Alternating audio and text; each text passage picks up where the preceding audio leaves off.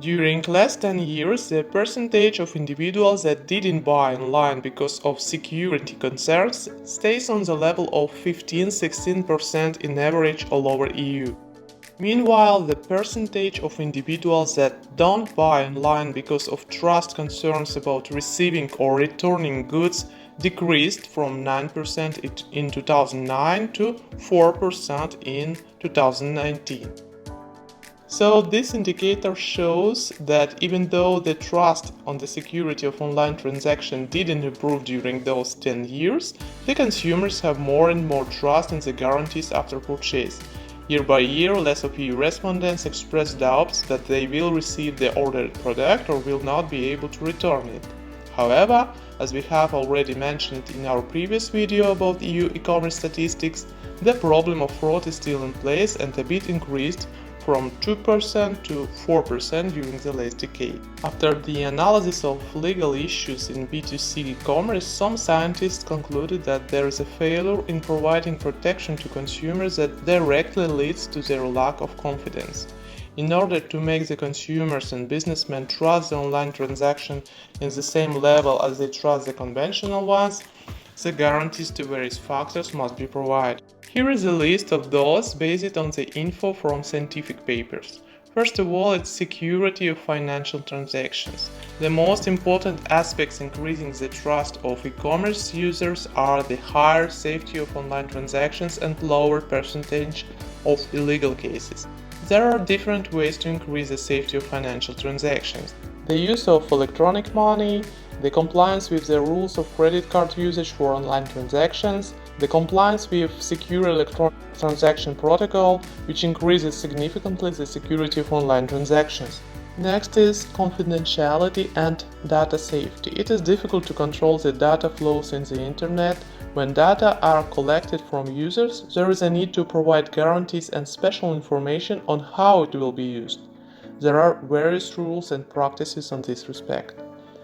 And next is dispute solving, the procedures to be used in case of disagreement on online transactions between the client and supplier dislocated in different countries should be described.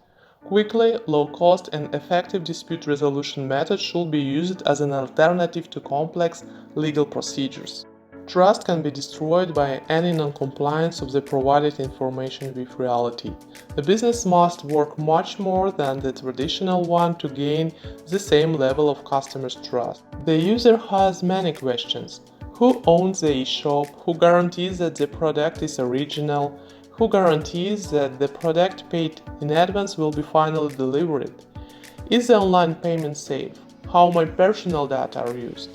At the first glance, it is quite difficult to distinguish the trustworthy website from a questionable.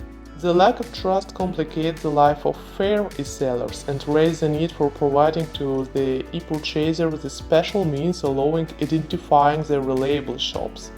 It is therefore necessary to draw attention to the quality certification marks provided by the accredited independent third party. This may be a means to gain the visitor's confidence. This is supported by the conclusions made by some scientists, stating that in case of conventional legislation fail to deal with obstacles to the expansion of online trade, it is better to create and promote effective private methods of increasing standards through codes of conduct, trust marks, and online reputation mechanisms which reduce the likelihood of opportunistic behavior in e-commerce.